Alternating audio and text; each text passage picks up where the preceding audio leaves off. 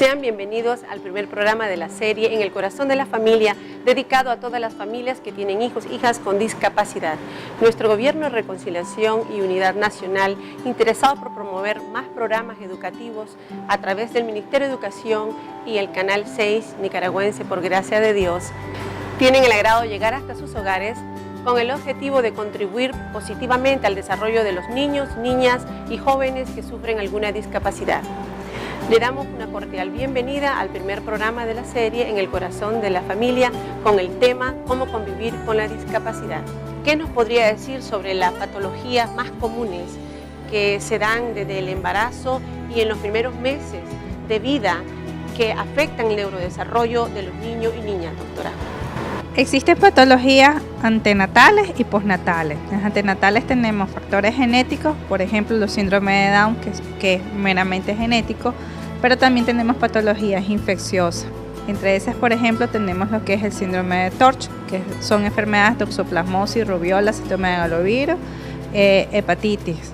Que estas enfermedades, dependiendo en el periodo en que la mujer durante el embarazo las contrae, podemos tener alteraciones. Ejemplo, si estas enfermedades se contraen durante el primer trimestre del embarazo, que es donde está la organogénesis, que es la formación de los órganos y el sistema nervioso central, podemos tener afectación directa. Si estas patologías se contraen al final del embarazo, en el tercer trimestre, ya no hay alteraciones en la formación de los órganos. Sin embargo, si nace el paciente con estas enfermedades, si acaso la mamá no se controló bien el embarazo y no se le diagnosticó y no se le medicó, que sí nos pueden dar trastornos, por ejemplo ceguera, sordera, trastornos del crecimiento como microcefalia o hidrocefalia, y esto sí nos va a dar trastorno en el desarrollo del niño, tanto su desarrollo neurológico, su desarrollo psicomotor y en su área cognitiva. Ahora, Johanna, ¿qué nos podría decir usted sobre las emociones que siente el padre o la madre de este niño que, como ya dijo la doctora, debido a una serie de patologías, ya sea en el embarazo o también después del nacimiento del niño, aparecen algunas discapacidades? ¿Cuáles son esas emociones en sí que el padre o la madre sienten en ese momento, esos sentimientos? Principalmente sienten incertidumbre. Eso es lo primero, ¿verdad? Porque es algo sorpresivo. Todos los padres esperan tener un niño sano, ¿verdad? Han recibido con alegría, han planificado el nacimiento de un niño y a la hora que se les informa que tiene algún padecimiento, ¿verdad? Que va a provocar que el niño tenga ciertas enfermedades o ciertas deformidades. Entonces, normalmente los padres se sienten sorprendidos, sienten mucha incertidumbre ante el qué va a suceder. ¿Será que esto va a afectarlo durante toda la vida, nuestra vida como persona va a poder seguir igual o va a cambiar totalmente? ¿Voy a poder, soy capaz, tanto como persona como económicamente hablando? Entonces, primero es la incertidumbre, la ansiedad, la sorpresa, esas son las primeras emociones que pueden sentir.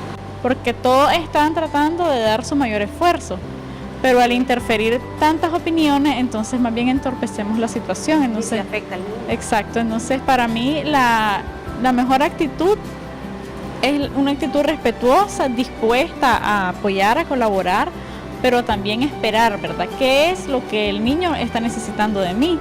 Y eso lo vamos a saber por medio de los padres. Y los padres también, si tienen una familia que verdaderamente lo apoya de manera positiva, entonces darles la oportunidad de involucrarlo, de informarles, porque muchas veces entonces no queremos decir mucho, entonces es establecer vías de comunicación adecuadas. Sí, pero ¿qué nos podrían decir las dos en este caso, verdad? De esta noticia tan difícil que es recibir a un niño con discapacidad. Muchas veces no lo esperamos, ya como usted lo dijo, ¿verdad? Y para llegar a la aceptación de esta discapacidad, que hay pasos, es todo un proceso bien largo, ¿verdad? Y difícil, pero hay algunos pasos específicos para poder llegar a aceptar esta discapacidad. ¿Qué me pueden decir las dos al respecto? Yo creo que todo es como un duelo, como cuando se pierde a alguien, porque al principio los papás lo que hacen es primero es la mamá, en el caso que yo soy pediatra y me toca trabajar más con la mamá y con el papá, lo primero que hace la mamá es echarse la culpa. ¿Qué hice mal? ¿Qué no hice mal? O qué el doctor hizo mal, porque también, por ejemplo, el caso de las asfixias o las sepsis que pueden darnos una neuroinfección, de acuerdo a la edad del niño, es qué hice mal yo para que mi hijo tuviera la infección, o qué hice mal yo que mi hijo no pude traerlo bien al mundo en el momento del nacimiento. Después, aparte de la autoculpa, es buscar echarle la culpa a alguien más. Después el no querer aceptar, porque es muy difícil, muy duro tener que negar, de aceptar que tu hijo no se va a tener una vida normal como yo quisiera ver al vecino o al primo o al sobrino o la que yo tuve. Pero yo creo que una de las cosas muy importantes es que el paciente se tiene que educar a la familia en lo que tiene el niño y hacer lo que entiende y comprenda qué es lo que tiene. Porque si no lo educamos y se autoeducan, además los papás no van a poder ayudar ni van a poder aceptar la enfermedad que el niño tenga, cualquiera la discapacidad, sea que le falte un miembro, sea que sea zurdo, que sea mudo, que sea un PCI, que sea ciego, cualquier tipo de discapacidad. Una de las cosas muy importantes y que funciona mucho es que el papá se eduque en lo que el niño tiene, para que él pueda entender cuál es el desarrollo de la patología, cuál es su pronóstico, cómo ayudarse él como padre para poder ayudar también a su hijo. Porque al final el niño, es decisión de nosotros el tener hijos en la mayoría de los casos. El niño tampoco, ni uno como padre, ni el niño tiene culpa de que haya pasado algo o que venga con algún trastorno de base. Pero yo creo que una de las cosas muy importantes, cuando uno lo educa y le explica, tiene mejor capacidad de digerir eso que está pasando en el niño. Llegar a aceptar y convivir con la discapacidad. Sí, pero sobre todo se ayuda al mismo, pero ayuda también al niño, y es capaz de transmitir eso además al resto de la familia, al colegio, a la guardería, a los vecinos, a la comunidad. Va a cuidar al niño, porque muchas veces por la mayoría trabajamos y tenemos que dejar a cargo de otros. Hay que sensibilizar a las personas que cuidan al niño. Realmente eso es lo más importante, ¿verdad? Lo que dice ahí es la información. Una vez que nosotros estamos bien informados acerca de algo, aquella incertidumbre inicial, ¿verdad?, comienza poco a poco a disminuir. Entonces necesitamos información. Ahora es tan fácil, ¿verdad?, encontrar información acerca de algo. Yo creo que la doctora tiene experiencia, ¿verdad? Antes nos decían, tenés X enfermedad y solo era lo que decía el médico, pero ahora no nos han terminado de decir el nombre de la enfermedad cuando ya estamos buscando en internet, ya estamos viendo pronósticos, tratamientos, etcétera. Entonces es verdaderamente la información, y otra cosa es aceptar la información que nos dan los especialistas, llámese psiquiatra, psicólogo, médico, educador. Es importante aceptar la información que nos dan los especialistas, porque muchas veces estamos en el periodo de la negación, ¿verdad? Sí, lo negamos. Entonces, si lo que nos dice el especialista nosotros lo consideramos muy grave, no lo aceptamos. Empezamos a buscar otro diagnóstico. Sí, entonces, no, eso no es así. Las recomendaciones no las queremos aceptar, sino que nosotros queremos hacer las cosas a nuestra manera, según lo que nosotros creemos. Claro que es importante hasta cierto punto seguir el instinto, ¿verdad?, que cada ser humano tiene, porque es importante, pero de una forma equilibrada. La información por algo está ahí, los especialistas por algo están ahí, ¿verdad? Sí. Para eso hay estudios, hay conocimientos al respecto. Entonces es manejar bien la información. Yo creo que ese es el paso más importante y el que nos va a llevar a aceptar de manera correcta, ¿verdad?, nuestra nueva condición como seres humanos, porque al momento en que somos padres de un hijo, nuestra condición como seres humanos cambia. Sea este niño presente algún tipo de enfermedad o de discapacidad o no. Pero entonces ahora, como tenemos un niño, en este caso con discapacidad, tenemos una nueva condición como seres humanos, y también tenemos que entrenarnos para eso. Así, y entrenar a la familia. Exactamente, entonces buscar información nosotros, transmitir esa información, que es lo que decía antes, ¿verdad? No quedarnos solo nosotros la información, porque toda nuestra familia también necesita, ¿verdad?, la información. Sí. Claro que como núcleo nosotros vamos a definir, ¿verdad?, y a decidir qué queremos decir, qué no, pero a nivel general, sí, ¿verdad?, si son personas que se van a estar relacionando con el niño y todo, es importante que ellos también estén informados. Bien, la doctora López nos mencionó el duelo, parecido, dice, a cuando se nos muere, ¿verdad?, un ser querido en la familia. Sí. Yo quisiera saber, Johanna, si este duelo es igual a cuando perdemos a este familiar, a la ausencia de un familiar, o difiere. El proceso es muy parecido, ¿verdad? Los pasos del duelo son muy parecidos al duelo por muerte, ¿verdad?, de un familiar o de cualquier ser querido. Sí. Sin embargo, la forma en que lo vivimos es un poco distinta, porque cuando alguien fallece comenzamos a convivir con la ausencia. Y no está la persona. En cambio, ahora convivimos con una presencia nueva, que es algo diferente. Difícil de ¿verdad? aceptar. Entonces, es una persona que está viniendo a nuestra familia, pero que nos acarrea. De por sí, un bebé, ¿verdad?, nos acarrea bastante trabajo y todo. Cambio. Bastantes cambios, pero cuando este niño tiene una discapacidad, entonces yo creo que el esfuerzo, ¿verdad?, se duplica. Entonces, el proceso sí es muy similar, ¿verdad? Los pasos que vienen siendo negación, ira, negociación, tristeza o depresión, ¿verdad? Y la aceptación. Estos pasos, a como pueden ir en orden, normalmente este es el orden, ¿verdad? Pero a como pueden ir en ese orden, puede que no. Pueden ir en desorden según como la persona lo vaya viviendo.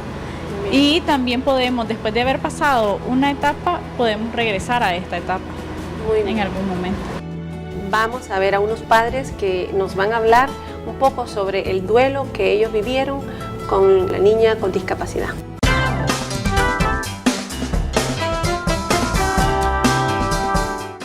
Con el duelo, yo ahí lo viví muy fuerte. Me llevó a cometer muchas locuras, pues, o sea, lo viví fuerte, fuertísimo. Me impactó, fue una vorágine, pues, tener 2 hijas y la segunda, y vos preparas todo y decís vos, la suerte no está conmigo, ni Dios está conmigo, pues, ni Dios ni la suerte. Entonces decís vos, no es cierto que la medicina me da la respuesta. No es fácil cuando vos tenés que vivir 2 duelos de un solo. Porque tenía el duelo acumulado de la Javiera y tenía que vivir ambos duelos.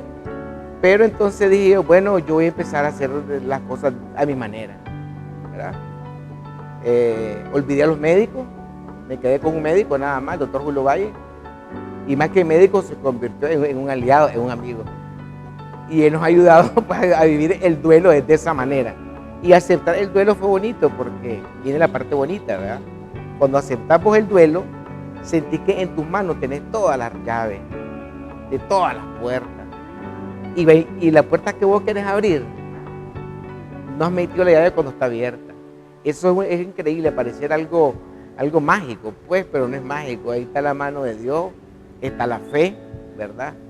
Y está tu espiritualidad y es difícil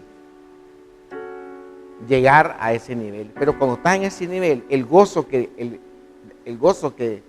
disfrutás es una plenitud, es indescriptible, pues. Yo soy feliz, llevo 7 años de felicidad. Recomiendo a los padres, a las madres, ¿verdad? Primero, es difícil, es cierto, es difícil aceptar a un hijo, porque la verdad que nadie está preparado tampoco, ¿verdad? Ningún padre está preparado para esto. Pero creo que hay que tener mucho amor, mucha paciencia, mucha información, hay que buscar mucha información porque no solo hay que quedarse con lo que el médico te dice, porque hay muchas alternativas con lo que vos puedes ayudar a tu hijo. Entonces, buscar mucha información y amor a los hijos, ¿verdad? Y no esconderlos, pues, porque también eso te daña más. Bueno, 3 recomendaciones. La primera, no es imposible.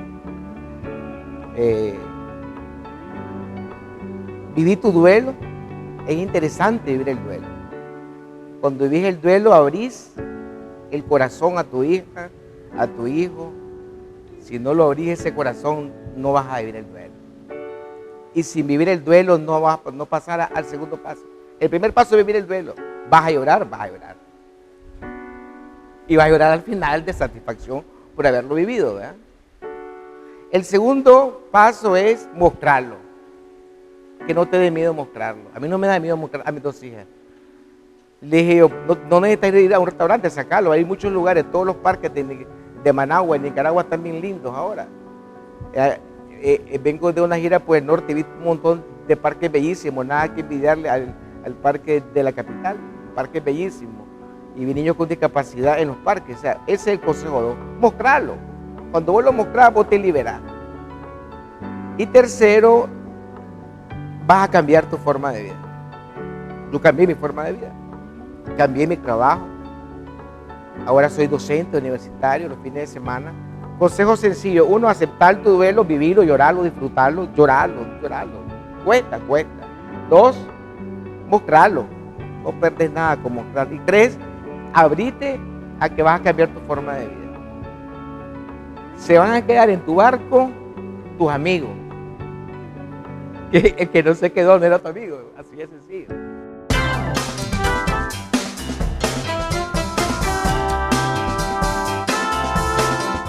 Vamos a continuar conversando sobre el proceso de duelo con la licenciada Johanna, luego de haber visto el video con la experiencia de los padres. Licenciada Johanna, entonces síganos hablando sobre estos pasos del duelo. Sí, bueno, como habíamos comentado, ¿verdad?, antes del video, el primer paso del proceso, ¿verdad?, del duelo es la negación.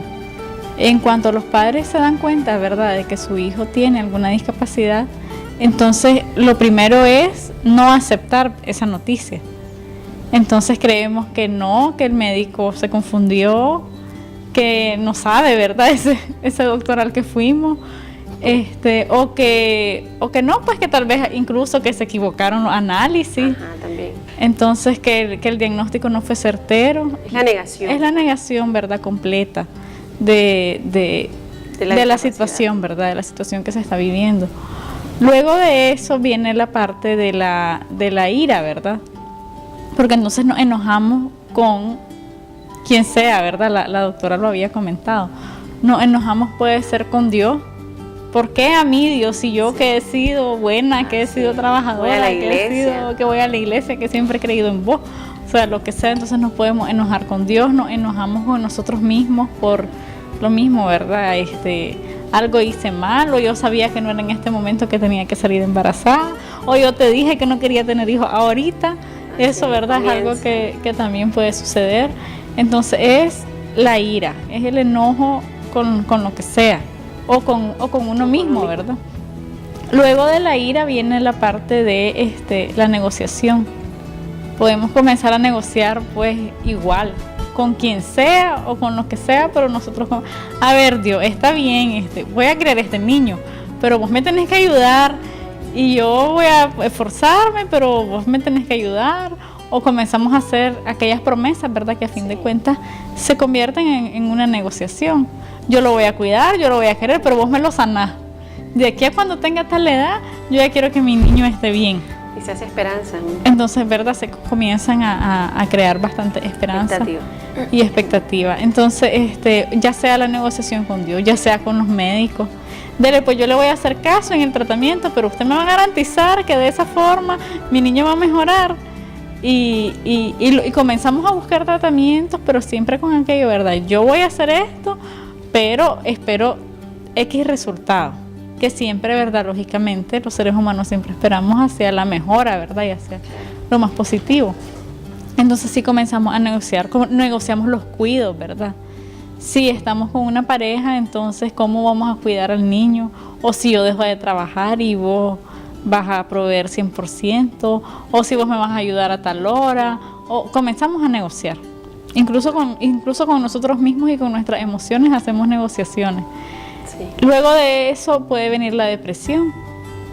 O tristeza. Sí, depresión o tristeza. Lo que pasa es que puede comenzar con ciertos síntomas, ¿verdad?, de estado de ánimo depresivo, ¿verdad? La tristeza, que el decaimiento, o mucho sueño, falta de apetito. Y dependiendo de la cantidad de tiempo y de la intensidad de estos síntomas, entonces se puede convertir en una depresión como tal, como trastorno. Pero sí, pues entonces comienza con la tristeza y ya después de que hemos pasado todos estos pasos, entonces posiblemente lleguemos a la aceptación. De que Bueno, pues ya ahora sí aceptamos el diagnóstico que tiene nuestro hijo, ya más o menos hemos definido qué vamos a hacer al respecto. Sí. Ya posiblemente eliminamos las culpas, ¿verdad? Ya tal vez digerimos un poquito más eso y entonces comenzamos a aceptar. Porque también es importante recalcar que la culpa, se siente culpa. Claro. Se siente bastante culpa, es algo que a pesar de que no está dentro del proceso del duelo como tal, cuando hablamos de la ira, también la ira muchas veces nos genera culpa a nosotros, o cualquier reacción que nosotros hayamos tenido al recibir a nuestro hijo o al recibir la noticia, entonces nos puede generar culpa. Sí. Muy bien, gracias, licenciada. Doctora, en su clínica, cuando le llega un padre y una madre con un niño con discapacidad, puede ser muchas veces esta discapacidad visible, ¿verdad?, en el momento, pero muchas veces no son visibles. Y a medida que avanza el desarrollo evolutivo del niño, ¿verdad?, entonces es cuando usted como médico, pediatra, va viendo algunos síntomas de la discapacidad. ¿Qué es lo que hace usted en ese momento? ¿Qué recomienda a estos padres? Bueno, en principio hay algunas cosas durante la entrevista que se le hace al papá inicialmente, que abordamos enfermedad durante el embarazo, cómo fue el parto, si tiene vacuna, porque ya cuando la mamá te dice, sí, es que durante el embarazo tuve X o Y infección, o durante el nacimiento tuvo una asfixia, o tuvo una neumonía en útero y que luego el niño pasó para ventilador, entonces uno ya maliciosamente va buscándole al niño. Vamos a ver cómo va este niño. O de repente estamos haciendo el examen físico normal del niño, la exploración psicomotora, y vamos viendo que se nos viene quedando un poquito. Y empezamos, bueno, si es prematuro o no es prematuro, porque además en eso hay que tener cuidado. Pues yo sé que el prematuro se va a comportar como un niño prematuro. O sea, yo tengo que esperar a que nazca el niño por semanas gestacionales corregidas, que es el periodo entre que nació hasta que cumplió sus 40 semanas. Entonces yo voy restando esas semanas para no encajonarlo en que el niño tiene algún retardo como tal, sino que se está comportando de acuerdo a cómo él tenía que ir por semanas de fecundación hasta nacer. Entonces, ¿qué es lo que hacemos? Cuando tenemos un niño que tiene algún factor de riesgo, estimulación. Dependiendo de lo que encontremos. Muy bien. Si, por ejemplo, tenemos algún niño que tengamos riesgo de tener problemas de oídos, por ejemplo, que tuvo una neuroinfección, que utilizaron medicamentos ototóxicos, y vemos que, por ejemplo, al hacer aplausos el niño no gira los ojos, no voltea, no percibe los sonidos. Entonces mandamos a hacer pruebas otoacústicas, y que van variando de acuerdo al tiempo. O si vemos niños que no le llaman la atención las luces, que es algo bien, los colores fuertes o las luces, bueno, aquí vamos viendo si es un niño, si no fue un prematuro, si no tuvo oxígeno por mucho tiempo, que le puede afectar la retina. Entonces mandamos a hacer también potenciales evocados visuales. Y entonces vamos preparando poco a poco al papá, bueno, y le vamos diciendo de que, bueno, con los factores de riesgo que el niño tiene, entonces es mejor ver para ver cómo está. Lo difícil es cuando los resultados vienen y hay una afectación. Y entonces decirle al papá, sí, bueno, ahorita están alterados, y dependiendo del grado, entonces decimos, bueno, porque las pruebas otoacústicas hay que repetirla en 3 meses porque fue un niño prematuro, y entonces nos dicen pues que estas pueden estar alteradas y en 3 meses vamos a seguir. Si tiene un trastorno visual, pues ya obviamente lo enviamos al oftalmólogo, en este caso pues en el país hay oftalmólogo pediatra, para que nos ayude a él a trabajar con el niño. Si tienen discapacidades, por ejemplo, que llevamos con retraso psicomotor, dependiendo de la edad y del tipo de retraso, entonces llevamos con la terapia de neuroestimulación, y entonces vamos enseñándole ejercicios, pero también nos referimos a los centros donde hay neuroestimulación para los niños. Independientemente, hay niños que no tienen discapacidad, pero tienen riesgo, y los niños en riesgo tienen que entrar a neuroestimulación. Ahora, ¿y todos los pediatras en su caso hacen lo mismo, por ejemplo? ¿O hay pediatras que se reservan el diagnóstico o los síntomas de alguna discapacidad? Pues yo creo que la obligación ética y moral es, hay que hacerlo. Hay que hacerlo. O sea, uno tiene que apostar todo a que el niño le tiene que ir bien. Y bajo esa premisa uno tiene que mandarle a hacer los exámenes, aunque el riesgo sea poco o sea mucho, nos tenemos que asegurar que ese niño esté bien y ofrecerle todo el potencial que él pueda tener para desarrollarse al máximo. Muy bien. En este momento tan difícil, ¿verdad? Con esta noticia de que tenemos un niño con discapacidad, ¿a quién acudir? ¿A dónde ir? ¿Qué hacemos como padre? Ya usted lo dijo, ansioso, preocupado, pero ¿a dónde vamos? ¿Qué hacemos? Yo creo que primero es la parte médica, ¿verdad? No podemos descartar la parte médica, justamente porque cuando hablamos de discapacidades, sobre todo en este momento, creo que hablamos de discapacidades físicas. Claro que también hay otras cosas que pueden afectar a un niño, pero ya trastornos psicológicos o psiquiátricos se van viendo más adelante, ¿verdad? No necesariamente desde el momento del nacimiento. Entonces lo primero es acudir al médico, ¿verdad? También es muy importante la parte psicológica. Y a veces buscamos al psicólogo hasta que el niño está un poco más grande y entonces el psicólogo para el niño, pero yo creo que lo más importante es buscar el psicólogo para los padres, para la familia, ¿verdad? Que son los primeros que necesitan información y apoyo, porque como hablábamos de que ahora vamos a ser personas distintas, entonces necesitamos el apoyo y la orientación de un psicólogo también. Claro. Y yo creo que vale la pena hablar, ¿verdad? También de la parte espiritual. Si somos personas creyentes, si creemos en Dios, si tenemos fe en Dios, etcétera, entonces también la parte espiritual es importante, ¿verdad? Tener en ese momento ese apoyo. Creo que facilita bastante el proceso de la aceptación. Exacto, entonces yo creo que siempre eso es lo primordial, ¿verdad? Médico, psicólogo, y si creemos en Dios, ¿verdad? O en lo que crean, ¿verdad? Porque hay personas que creen en cualquier otro ser superior, entonces buscar ese apoyo, ¿verdad? De esta persona que nos guíe, ¿verdad? También en la parte espiritual. Yo creo que de inicio serían estas tres dimensiones, y ya dependiendo, ¿verdad? Del desarrollo de la evolución del niño, entonces se van a ir involucrando otros entes y otros especialistas ya más específicos, dependiendo de la afectación. Muy bien, estimados padres y madres de familia, hemos aprendido un poco sobre cómo convivir con la discapacidad de sus hijos en sus hogares, ¿verdad? Y ya nos han hablado la psicóloga y la pediatra sobre los sentimientos, las emociones que los padres que tienen hijos con alguna discapacidad viven. Vemos de que esto es muy normal y natural. Y también pudimos ver o aprender lo que es el proceso o los pasos del proceso para llegar a la aceptación. Ya vimos el duelo, ¿verdad?, que difiere bastante de lo que es el duelo cuando se nos muere un familiar, pero el tiempo y el proceso pues es el mismo. Hemos llegado al final del programa En el Corazón de la Familia. Doctora Johanna y la pediatra Isabel López podrían darnos las últimas recomendaciones para los padres y madres de familia que tienen hijos con discapacidad. Johanna. Bueno, yo creo que como punto principal, ¿verdad? Cuando recibimos una noticia así, es verdaderamente la humildad, ¿verdad? Yo creo que es bastante importante, ¿verdad? En este momento ser humilde, como es importante en todo el proceso de la vida, pero es importante ser humilde justamente para poder recibir el apoyo que necesitamos. O sea, algo muy importante es tener siempre en mente que nosotros en ese momento somos padres, incluso aunque seamos médicos, incluso aunque seamos psicólogos, incluso aunque seamos especialistas en este caso, en ese momento somos padres.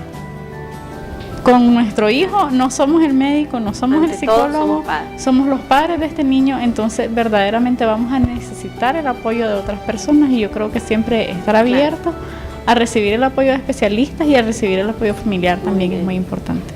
Doctora López. Yo creo que una cosa también importante es el autoestudio, el informarte bien. Entre mejor estés informado y saber dónde buscar la información, además, te va a ayudar a entender la enfermedad y para poder ayudar a tu hijo.